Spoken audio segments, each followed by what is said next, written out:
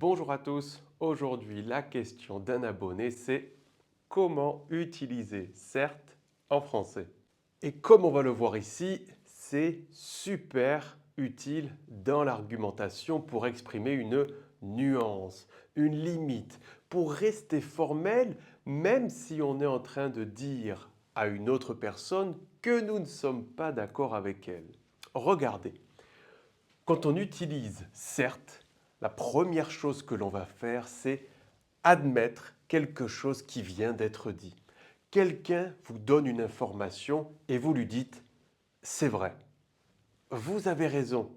Mais l'avantage de CERT, c'est qu'à partir de cette information, au moment où l'on dit « oui, c'est vrai, vous avez raison », on va ensuite pouvoir introduire une opposition et ajouter un connecteur d'opposition, mais pourtant, néanmoins, et ensuite notre idée opposée. Et c'est la raison pour laquelle, certes, c'est vraiment intéressant comme connecteur.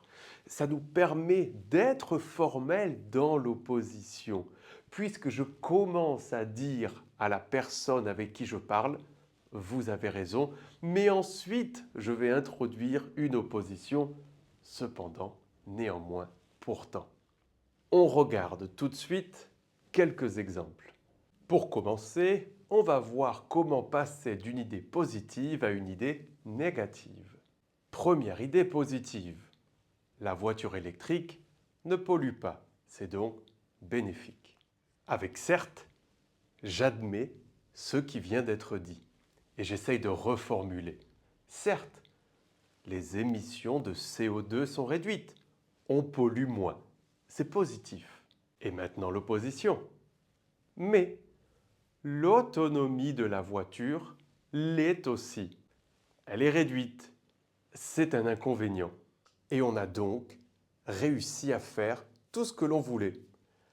Idée positive, la voiture électrique ne pollue pas. Je commence par admettre que c'est vrai avec certes. Et je reformule, si je suis au niveau B2, B2+, C1. Certes, les émissions de CO2 sont réduites. Attention, j'oppose, mais l'autonomie de la voiture l'est aussi. J'ajoute mon idée opposée avec formalité. Nous allons maintenant voir comment passer d'une idée négative à positive. Idée négative, ce projet est trop cher. Il coûte trop d'argent. Avec certes, j'admets et si je peux, je reformule. Ce projet est trop cher. Certes, il est coûteux. Et maintenant, j'oppose. Néanmoins, il est indispensable pour notre avenir. Il sera bénéfique. Comme précédemment, je commence par admettre avec certes, j'oppose ensuite avec mais, pourtant, néanmoins, toutefois, etc. Maintenant, c'est à vous de mettre en pratique ce que nous venons de voir. Essayez de répondre à ces affirmations avec certes et la confirmation, mais et une opposition. Voici 3 affirmations typiques pour le DELF B1, B2, DALF C1 ou dans le TEF, TCF. Le train pollue moins que l'avion. Les réseaux sociaux sont mauvais pour l'attention des enfants. Le télétravail fait gagner du temps. À vous de réutiliser certes et ensuite une opposition. C'est parti.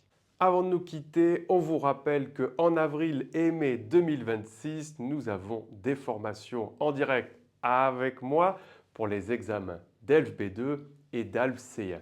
Vous pouvez cliquer ici en haut à droite pour laisser votre email afin de recevoir les meilleures offres et réductions en plus de pouvoir réserver votre place car elles sont limitées. Mettez un j'aime, abonnez-vous et n'hésitez pas à poser plus de questions.